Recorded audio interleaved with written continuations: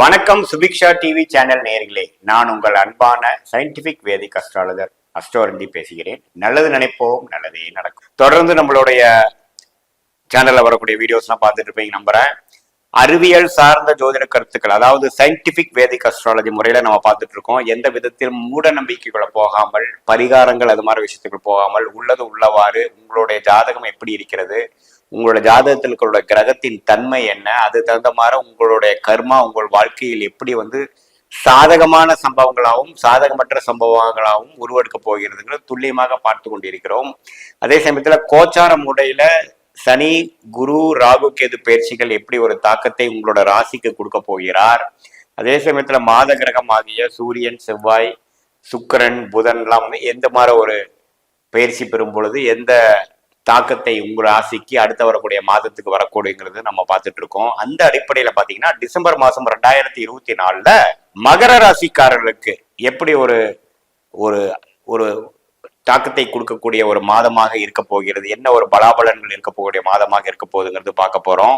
அதற்கு முன்னாடி நம்மளோட சேனல்ல ஃபர்ஸ்ட் டைம் வரவங்க மறக்காம சப்ஸ்கிரைப் பண்ணுங்க. ஸோ தட் தொடர்ந்து நம்மளுடைய வீடியோஸ் எல்லாம் உங்களை அடையும், நீங்க அதனால் பயன்பெறலாம். இப்ப பாத்தீங்கன்னா டிசம்பர் 2024 மகர ராசிக்காரர்களுக்கு எப்படி இருக்கும் போதுன்னு பார்க்கும்பொழுது, ஆண்டு கிரகம் என்று சொல்லப்படுகிற குரு பாத்தீங்கன்னா 5ஆம் இடத்திலே நீடித்திருந்து 9ஆம் பார்வையா ராசியை பார்ப்பது நல்ல விஷயம். அதே சமயத்துல சனி 2ஆம் இடத்துல இருந்து பாத சனியாக இன்னும் ஒரு 7-8-5-6 மாசத்துல 7 நாள் சனியிலிருந்தே விலகக்கூடிய ஒரு அமைப்பு மகர ராசிக்காரர்களுக்கு. அந்த 2 கிரகமும் எந்த மாற்றமும் டிசம்பர் மாசம் பெற போறதில்லை, எந்த பயிற்சியும் இல்லை. அதே சமயத்துல ராகு கேதுவும் நீடித்து 3ஆம் இடத்திலும் 9ஆம் இடத்திலும் நீடித்திருக்க போகிறார். கேது குருவின் பார்வையிடுகிறது, பரவாயில்லை, சிறப்பு. இப்ப மாத கிரகம் ஆகிய சுக்கிரன் பாத்தீங்கன்னா டிசம்பர் 3ஆம் தேதி 10ஆம் இடத்தில் இருக்கக்கூடிய 11ஆம் இடத்தில் இருக்கக்கூடிய சுக்கிரன் பாத்தீங்கன்னா 12ஆம் இடத்துக்கு வரார். இதுவரை லாபஸ்தானத்தில் இருந்த சுக்கிரன் 12ஆம் இடத்துக்கு வந்தாலும் பரவாயில்லை. ஏன்னா அந்த அந்த அந்த ராஜோகாதிபதி சுக்கிரன் 12ஆம் இடத்து 6ஆம் இடத்து பார்க்கும் பொழுது பண விஷயத்துல பாத்தீங்கன்னா குடுக்கல் விஷயத்துல கொஞ்சம் பாசிட்டிவா வருது. அதர் பீப்புள்ஸ் மணினால நம்ம வருது, லோன் மூலமாக சில மேன்மை வருது. சில எஜுகேஷன் லோன் எதிர்பார்க்கக்கூடிய மகர ராசிக்காரர்களுக்கு நல்ல ஒரு ஸ்டூடெண்ட்ஸ்க்குலாம் பாத்தீங்கன்னா நல்ல பலன்கள் வருது. குடுக்கல் வாங்கல கொஞ்சம் பெனிஃபிட் இருக்கு. ஒரு பெரிய ஒரு ஒரு ஒரு நம்ம உயில் எழுதி அந்த உயில் மூலமா நமக்கு வரக்கூடியதா இருக்கட்டும், பூர்வீக சொத்தா இருக்கட்டும், அப்பா மூலமா வர சொத்தா இருக்கட்டும், மனைவி மூலமா வரக்கூடிய சொத்தா இருக்கட்டும், வம்பு வழக்குலாம் இருக்கட்டும், எல்லாத்துலயுமே கொஞ்சம் பாசிட்டிவா வரக்கூடிய அமைப்புகள் கண்டிப்பா டிசம்பர் ஃபர்ஸ்ட் வீக்ல இருந்து வரக்கூடிய அமைப்பு இருக்கு. அதே சமயத்துல செவ்வாய் 7ஆம் இடத்துல நீடித்து ராசியவே பார்க்கறதுனால கொஞ்சம் இல்லறம் விஷயங்கள், கணவனா இருந்தா மனைவி, மனைவியா இருந்தா கணவர் கொஞ்சம் ஜாக்கிரதையாகவும் இருக்கணும், கொஞ்சம் கவனமாகவும் இருக்கணும். ஏன்னா சில கருத்து வேறுபாடுகள் வரக்கூடிய அமைப்பு இருக்கு. செவ்வாய் நீச்சமா இருந்து ராசியை பார்ப்பது அவ்வளவு சிறப்பு இல்லை. கொஞ்சம் விட்டு கொடுத்து வாழணும், கொஞ்சம் வேகத்தோட விவேகமா இருக்கிறது சிறப்பு. அதே சமயத்துல வியாபாரம் அது மாதிரி சில விஷயத்துல பண்ணிட்டு இருக்கிறவங்களுக்கு பங்குதாரர்களோட கொஞ்சம் கவனத்துடன் செயல்படக்கூடிய அமைப்புகள் இருக்கு. மாணவர்களுக்கு நண்பர்கள் விஷயத்துல கொஞ்சம் ஜாக்கிரதையா இருக்கணும். இதே மாதிரி இளம் வயதியர் பெண்கள் பாத்தீங்கன்னா கொஞ்சம் யாரோட பழகுறோம் என்னங்கிறதுல கொஞ்சம் ஜாக்கிரதையா இருக்கக்கூடிய அமைப்பு கண்டிப்பாக டிசம்பர் மாசம் தேவைப்படுகிறது மகராசிக்காரர்களுக்கு. அதே சமயத்துல பாத்தீங்கன்னா இந்த சூரியனே 11ஆம் இடத்துல 16ஆம் தேதி வரைக்கும் இருந்து 12ஆம் இடத்துக்கு அவரும் வருது. பாத்தீங்கன்னா எகெயின் பாத்தீங்கன்னா அட்டமாதிபதியே 12க்கு வரும் பொழுது டிராவலிங், ஒரு விசா கிடைச்சி வெளிநாடு போறது, வெளிநாடு போய் படிக்க கூடணும்னு எதிர்பார்க்கறவங்களுக்கு விசா கிடைக்கிறது, ஒரு குட் நியூஸ் கிடைக்கிறது.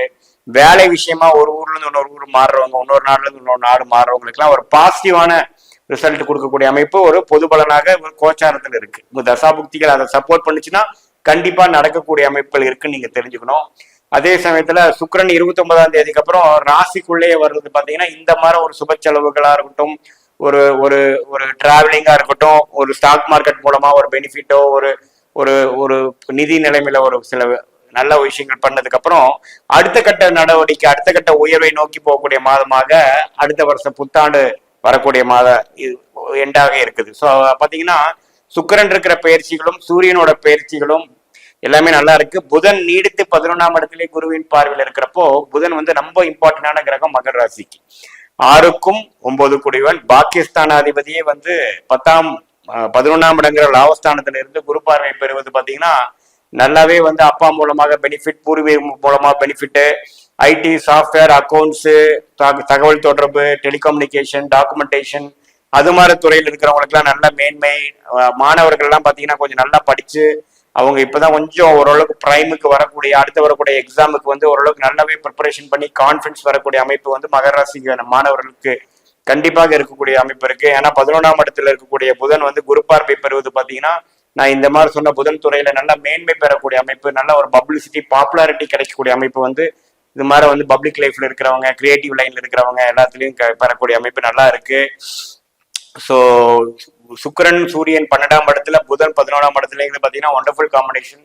அதே சமயத்துல 2025 ஏப்ரலுக்கு அப்புறம் 7 சனியிலிருந்து மீண்டு வரும்பொழுது இன்னுமே வாழ்க்கையில ஒரு பிரகாசத்தையும் ஒரு நல்ல செட்டில்டு ஃபீலிங்கும் உணரப்போறதுக்கு இந்த மாதம் பாத்தீங்கன்னா டிசம்பர் மாசம் ஒரு ஒரு ஸ்டார்டிங்கா அமையும். அடுத்த வருஷம் வரக்கூடிய ஒரு நல்ல விஷயத்துக்கு பாத்தீங்கன்னா இந்த டிசம்பர் மாசம் வந்து ஒரு ஒரு ஃபவுண்டேஷன் போடக்கூடிய ஒரு அருமையான மாதமாக உங்க மகர ராசிக்காரர்களுக்கு இருக்குதுங்கிறது நம்ம தெரிஞ்சுக்கணும். ஸோ ஆண்டு கிரகமும் ஓரளவுக்கு நல்லா இருக்குது, மாத கிரகங்களும் நல்ல பயிற்சிகள் பெறுறதுங்கிறது பார்க்கணும். அந்த செவ்வாய் மட்டும் 7ஆம் இடத்துல இருந்து ராசியை பார்ப்பது பார்த்தீங்கன்னா சில அப்பப்போ கோபதாபங்கள் ஆகுறது, அப்பப்போ கொஞ்சம் ஃப்ரஸ்ட்ரேட் ஆகுறது விஷயங்கள் கொஞ்சம் உண்டு.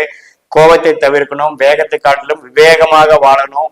அது அப்பதான் பாத்தீங்கன்னா உங்களுக்கு கிடைக்க வேண்டிய லாபங்களும் கிடைக்க வேண்டிய அச்சீவ்மெண்ட்ஸும் வந்து பாத்தீங்கன்னா வரும். இதுல காலதாமங்களா வந்தாலும் நம்ம சோர்வடையாமல் பொறுமையா இருந்து ஜெயிக்க வேண்டிய ஒரு காலகட்டமாக மகர ராசிக்காரர்கள் டிசம்பர் மாதம் இருக்கிறது. இது வந்து ஒரு பொதுவான பலன்களை தவிர உங்களுடைய ஜென்ம ஜாதகத்துல வந்து எத்தகைய ஒரு அமைப்பு இருக்குது, எந்தெந்த கிரகங்கள் எப்படி இருக்கிறார், ஆட்சி உச்சம் நீச்சம் அதெல்லாம் எப்படி இருக்கு, ஒரு கிரகம் எந்த மாதிரி ஒரு ஸ்தான பலம் திக்பலத்துல இருக்காங்களா, எப்படி இருக்கிறாங்க, அதெல்லாம் பார்த்து அந்த உங்களுடைய தசாபுக்திகளோட அமைப்பு எப்படி இருக்குது, தசநாதன் புக்திநாதன் வந்து கோச்சாரத்துல வந்து எப்படி இருக்கிறார், உங்க ராசிக்கு எந்த இடத்துல இருக்கிறாரெல்லாம் பொறுத்து ஒரு துல்லியமான பலன்கள் நாம present, immediate future, long term future பார்க்கலாங்கிறது நீங்க தெரிஞ்சுக்கணும். இது ஒரு பொதுவான பலன்களை. மீண்டும் மற்றொரு காணொலியில் சந்திப்போம். நன்றி, வணக்கம்.